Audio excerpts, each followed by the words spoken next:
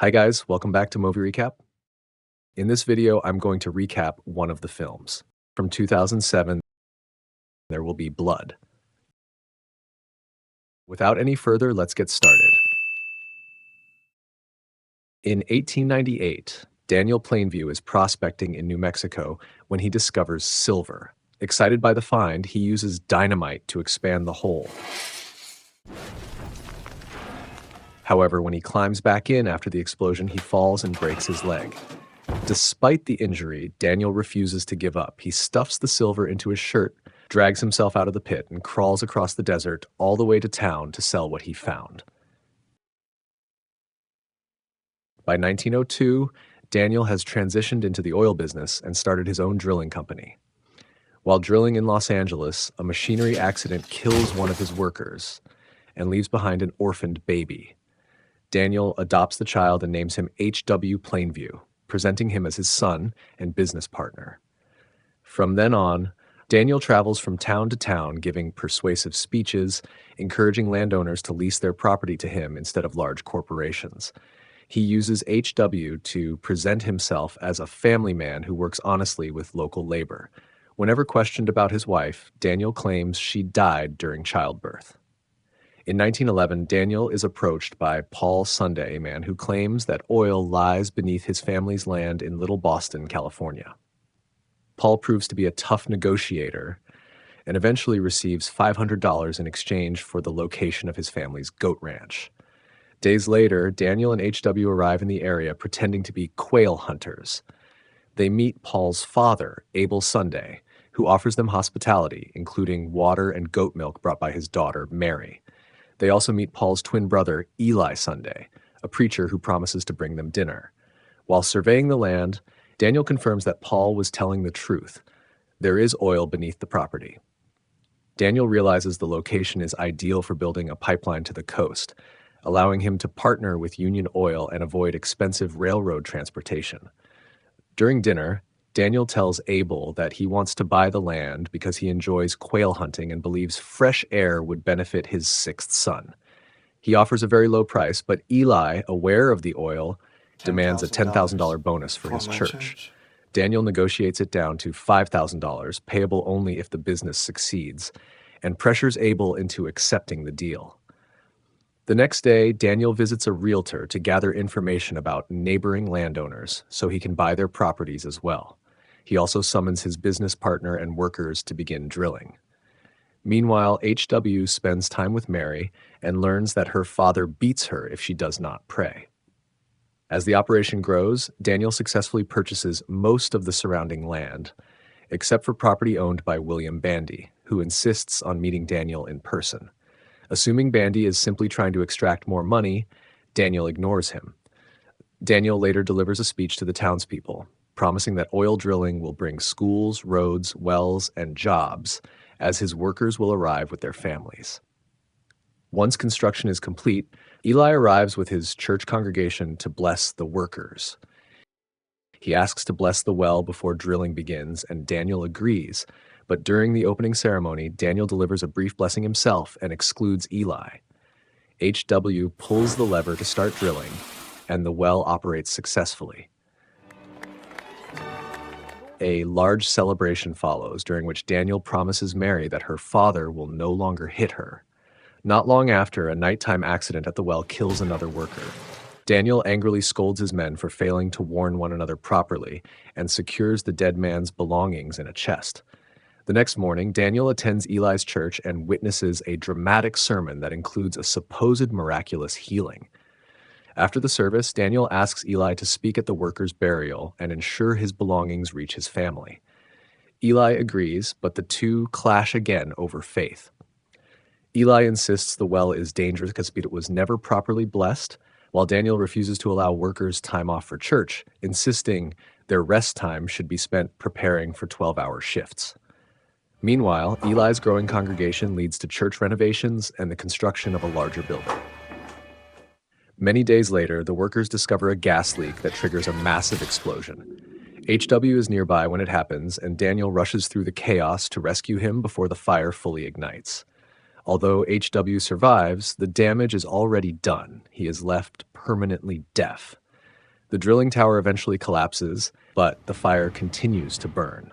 The following day, the workers used dynamite to extinguish it, forcing the burning fuel away from its oxygen source. That night, Daniel sleeps holding his son. In the days that follow, however, H.W. remains withdrawn and depressed, barely leaving his bed. Daniel begins searching for a teacher from the city who can help educate him. Sometime later, Eli confronts Daniel in front of the workers, demanding the money he was promised for the church. Daniel responds violently, attacking Eli and accusing him of being a fraud who cannot heal his own son as he claims to heal others. He drags Eli through the dirt and drops him into a pool of oil, warning him never to ask for the money again. Later that evening, during dinner at the Sunday household, Eli lashes out at Abel, blaming him for trusting Daniel and for allowing Paul to reveal the land's secret. Eli physically attacks his father, throwing him to the floor while hurling insults at him. Days later, a stranger arrives at Daniel's home, claiming to be Henry Plainview, Daniel's half-brother from another mother. Daniel is suspicious at first, assuming the man is after his money, but Henry convinces him by producing a letter from their sister explaining that their father died 3 months earlier. Henry says he tried drilling in the past but failed, and that he spent time in jail after getting into trouble. That night, after Daniel puts H.W. to sleep by giving him milk mixed with liquor, the two men share cigarettes and drinks. Henry insists he is not seeking money or favors, only honest work. Daniel allows him to stay, and they talk late into the night about their pasts. Although Daniel withholds many details, he admits that he is deeply competitive and harbors a hatred for most people, wishing success for no one but himself. That same night, H.W. starts a fire inside the house. Henry wakes in time to extinguish it. H.W. attempts to run away, but Daniel chases him down and stops him. The following day, Daniel takes H.W. to a train station, pretending they are going on a trip together. Just before the train departs, Daniel steps off, claiming he needs to speak with the conductor, leaving H.W. behind. Realizing he has been abandoned, H.W. tries to follow, but the moving train makes it too dangerous, and another passenger restrains him. Sometime later, Daniel and Henry meet with representatives from Standard Oil, who offer to buy Daniel's entire operation. Daniel listens at first, uncertain what he would do without his work. When the men suggest that selling would allow him to spend more time with his son, Daniel takes offense, interprets it as an insult, and abruptly rejects the deal. Although H.W. is now away in the city, Daniel occasionally asks for updates on his condition. Eventually, Daniel secures a deal with Union Oil to build his long-planned pipeline to the coast. The only remaining obstacle is land owned by William Bandy, whom Daniel never approached. When Daniel visits the property, Bandy is absent, and his grandson tells him the family will never allow drilling on their land. Daniel claims he has no intention of drilling there and leaves, planning to speak with Bandy later. That evening, Daniel reminisces about their childhood neighborhood, but Henry's responses raise Daniel's suspicions. Later, Daniel lends Henry money to hire a woman. When Henry returns, Daniel confronts him at gunpoint. Henry confesses that he is not Daniel's brother. He explains that he befriended the real Henry while working together in the city, learned his stories, and used them to impersonate him after the real Henry died of tuberculosis. Although he insists he meant no harm, Daniel kills him and buries the body. Afterward, Daniel reads the real Henry's diary and breaks down in tears. The following morning, Daniel is confronted by William Bandy, who clearly knows what happened to the man pretending to be Henry. Bandy refuses all of Daniel's attempts to buy his land and instead offers a single condition: Daniel may run the pipeline through his property only if he agrees to be baptized. Left with no real alternative if he wants to protect his investment, Daniel accepts. Bandy brings him to church, where Eli publicly humiliates Daniel during the service. He forces him to kneel before the congregation and confess his sins, accusing him of abandoning his child. Eli repeatedly strikes him, claims to be driving out evil, and pours holy water over his head, officially baptizing him. The townspeople warmly welcome Daniel into their community, including Mary.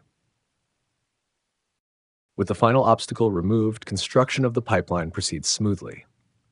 Daniel brings H.W. back home, tells him he loves him, and allows H.W. to strike him in response. A teacher accompanies HW so he can continue learning sign language.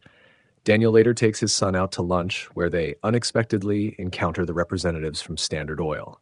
Daniel causes a scene, loudly emphasizing his role as a caring father and boasting about his successful deal with Union Oil. Around this time, Eli leaves the town to pursue missionary work elsewhere. By 1927, H.W. is an adult and has married Mary, who has learned sign language in order to communicate with him. Daniel has become extremely wealthy from his oil business and now lives alone in a large mansion with servants. One afternoon, H.W. visits him with an interpreter. He tells Daniel that he loves him but misses working the land. He and Mary plan to move to Mexico to start their own oil operation. Daniel reacts with hostility, insisting that this makes HW a rival, regardless of his son's intentions.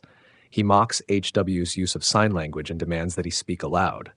When HW does so, calmly repeating his plans, Daniel becomes even more cruel. He accuses HW of ruining his image and reveals that he was never truly his son, only an orphan, Daniel adopted to improve his public reputation. He claims HW has nothing of him in his blood. Deeply hurt, HW responds that he is glad there is nothing of Daniel in him and leaves. Daniel continues shouting insults as he watches him go, though he is haunted by memories of their past together. Now isolated, depressed, and heavily alcoholic, Daniel collapses asleep in his private bowling alley. He is later awakened by a servant announcing Eli's arrival. Eli speaks about his work as a missionary and radio preacher, repeatedly reminding Daniel that they are connected through marriage. He also informs him that William Bandy has died and that his grandson now owns the land and that the grandson is part of Eli's church. Eli offers to act as a middleman if Daniel wishes to drill there. Daniel says he is interested, but only on one condition. Eli must publicly admit that he is a false prophet and that God does not exist. Desperate for the deal, Eli eventually complies, humiliating himself by shouting the confession, mirroring the way he once humiliated Daniel in church. Once Eli finishes, Daniel reveals that the land no longer contains oil. He had already drained it through nearby properties when he built the pipeline. Eli, breaking down, admits he is desperate. He lost his money in the 1929 stock market crash and has lost his moral direction. He asks Daniel for help, but Daniel shows no mercy. He mocks Eli, claiming Paul, not Eli, was truly chosen, pointing out that Paul became successful using the money Daniel paid him. Daniel continues to taunt and insult him until Eli begs him to stop. Daniel then attacks Eli in the bowling alley and kills him. When a servant hears the noise and calls out to him, Daniel calmly responds that he is finished. Thanks for watching, and remember to turn on your notifications to watch more movie recaps like this one.